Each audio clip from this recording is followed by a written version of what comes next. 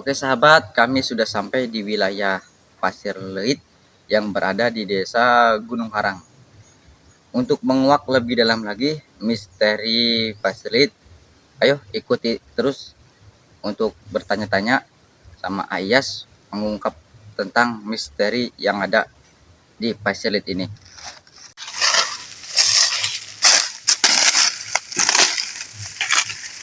Assalamualaikum, Mak. Waalaikumsalam. Ya. Alhamdulillah sahabat, tapak bisa semuanya. Kita semua tim masih diberikan umur panjang dan kesehatan hingga sampai waktu ini. Amin. Kita alhamdulillah akan menguak atau mengungkap misteri yang ada di sekitaran Pasir Leit ini, yang memang walaupun sebuah hutan kecil tapi menyimpan banyak misteri yang tidak masuk akal dan tidak masuk logika kita. Seperti yang dikisahkan oleh narasumber yang namanya siapa kemarin ya? Pak Taryo. Ya. Banyak kejadiannya emang yang tidak masuk akal lah. Jadi saya pernah mendengar tangga ceritanya gini, yaitu kan kedatangan tamu, saudaranya itu dari jauh, dari luar kota lah. Ketika waktu itu bermalam, karena jauh kan pasti bermalam, mungkin 2 atau 3 hari. Pada suatu malam dia itu ketika akan tidur, mungkin sekitaran pukul malam sekitar 11 atau 12, beliau mendengar suara gaduh atau suara ya gamelan kayak orang hajatan itu. Iya. Dan rame katanya. Coba ada yang hajatan. Katanya sih dengar, perkiraan dia, mungkin dia berpikirnya kan karena orang jauh, berpikirnya bahwa di belakang rumahnya itu ada perkampungan lagi toh, karena emang rame seperti ada yang hajatan, rame lah pokoknya rame. Padahal nggak ada perkampungan ya. Iya. Dan ketika paginya dia bertanya, semalam saya dengar di belakang rumah kayaknya rame sekali, ada apa? Nah kata orang itunya, ya saudaranya emang yang karena memang dekat rumahnya dengan dari Pasir Leit ini, mana mungkin ada yang orang hajat tuh di belakangnya itu hutan ya, itu hutan Pasir Leit. Dan dia tamunya itu nggak percaya, pengen bukti. Karena ketika diantar sama tangga saya itu orang yang rumahnya di situ itu ya kesini itu hutan, nggak ada nggak ada rumah atau nggak ada kampung, adanya cuma hutan dan beberapa makam. Gak banyak sih di sini, cuma makam orang-orang zaman dulu mungkin. Berarti itu kayak semacam pemukiman warga tapi mungkin kayak mata ya mungkin nggak kelihatan mata. Kalau untuk yang suka masyarakat dibilang di sini katanya Pasir Leit, kalau istilah apa itu tempat apa lumbung padi ya, itu daerah mananya itu gitu. Kalau nggak salah ya, yang pernah orang tua dulu yang kasih tahu kepada saya itu mungkin itu kalau nggak salah ini ya.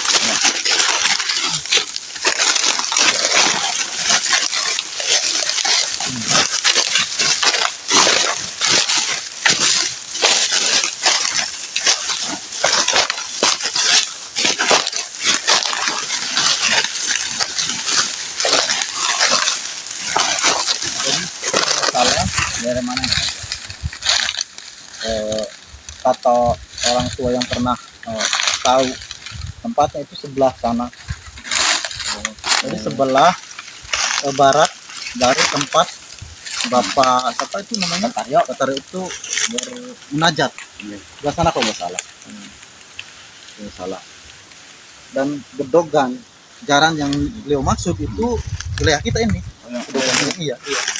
Yang katanya ada itu banyak orang namanya pekerjanya itu berkumpul seperti sedang membakar sesuatu. Mungkin kalau dalam kita itu sedang membakar batu bata merah, buat bangunan. Itu karena dulu itu di sini itu emang sesepuh kita, orang dari Gunung Karang itu pernah membuat bata merah di sekitaran daerah Pasir Leitnya. Daerah Pasir Leit, ya benar. Jadi dan sepuh itu juga yang awal mula membangun sumur yang tadi sumurnya Pasir Leit, yang alhamdulillah sampai sekarang itu airnya masih dapat kita pergunakan buat masyarakat sekitar lah, buat mandi, buat Iya, iya. masak, buat ya segalanya sih. Dan alhamdulillah mungkin karena berkahnya daerah Pasir Lit itu airnya walaupun kemarau Iya. masih ada airnya, masih kuat. Hmm. Tuh. Jadi dan juga ada lagi kisah pada suatu malam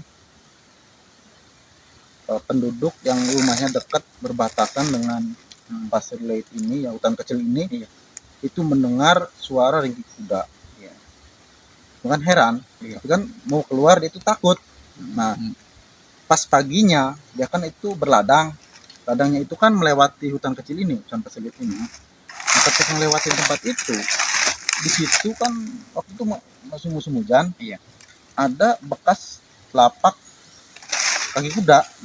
Kan nggak masuk akal. Iya, iya. Sedangkan orang Gunung Karang itu pada waktu itu dan sampai sekarang juga nggak ada yang memelihara kuda satu. Tapi bekasnya itu ada. Bekasnya ada, itu kan emang nggak masuk akal sih. Toh katanya makhluk apa sih, astral metafisika, tapi kenapa ketika itu ada bekas telapak kakinya? Memang nggak masuk akal. Berarti sama seperti yang diceritakan oleh narasumber kita yang katanya Bapak apa itu sepuhnya Mbah Kajeng Musa itu memelihara kuda dua. Warnanya apa ya, nggak salah itu putih ya sama hitam kalau nggak salah. Ya mungkin itu dulu yang pernah didengar oleh itu apa sih, warga yang dekat rumahnya dengan ini, hutan ini. Itu kira-kira kehidupannya yang seperti narasumber diceritakan, ada kehidupan secara metafisik sama itu, Wak? Kayak kita gitu maksudnya. Menurut itu mungkin Memelihara kuda ataupun nyari rumput apa gimana itu kisahnya itu? Iya. Ya ada juga kisah. Mungkin seperti itu, mungkin sama mungkin sih, karena ini sih ini ya.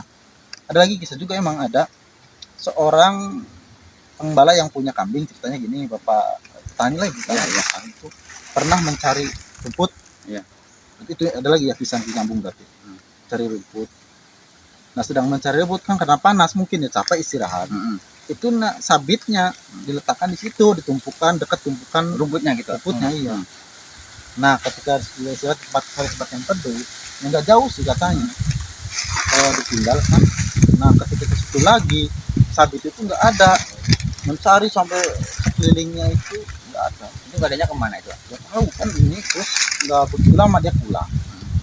Nah, ceritanya singkat cerita itu malamnya si orang yang cari rumput itu didatangi, dimimpi lah mungkin itu mimpi oleh itu Mbah Kajeng Musa itu, katanya minta maaf bahwa sabitnya itu dipinjam sama keluarganya. Iya, sama yang dia punya itu sih, yang balanya dia yang katanya kan buat ngasih makan itu kuda mungkin. Dipinjam dulu. Kalau mau diambil silahkan, besok pagi udah ada di tempat semula waktu kamu nyari rumput. Nah, dia kan penasaran itu kok bisa begini nyambung. Nah, paginya si orang yang nyari rumput itu penasaran, datang langsung ke situ, ke tempat waktu dia itu kehilangan sabit. Dan bener ada sabit di tempat yang tepat di situ. Itu juga emang kejadian aneh, dan emang sebenarnya masih banyak lagi sih, banyak. Ada lagi juga warga ya, bahkan mungkin saya sendiri pernah kan kebetulan. Misalnya gimana itu? Ini rumah orang tua saya karangannya kan berbatasan langsung dengan hutan ini. Nah, ketika itu kalau nggak salah bulan Agustus, kan kalau Agustus biasanya kita itu memperingati hari besar Agustusan. Iya, nah, kan bikin bendera, bendera kan dari bambu biasanya itu. Bikinnya bambu ya beneran. Nah, kebetulan itu saya waktu itu mungkin sekitar udah sore setengah 6, karena besoknya mau dipasang. Saya nyari perubahan rumah ini lah, orang tua saya nyari bambu.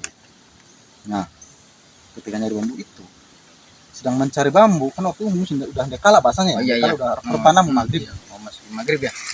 Saya mendengar kayak orang itu sekitar mungkin 5 atau 6 orang sedang berbincang-bincang. Suaranya jelas, tapi kadang samar-samar gitu, hawar-hawar lah, terbawa angin kadang ya kayak gitu. Apa mungkin itu penduduk sini ya yang ya itu juga sama itu. Saya penasaran, mungkin ada juga orang tangga saya yang sama sedang mencari bambu. Saya kan penasaran, saya ke situ. Jaraknya mungkin kurang lebih perkiraan itu orang yang berbincang itu sekitar 20 meter dari tempat saya berdiri nyari mau nembang itu bambu. Saya ke situ samperin, Nah, tapi ketika berputar mencari itu nggak ada orang sama sekali.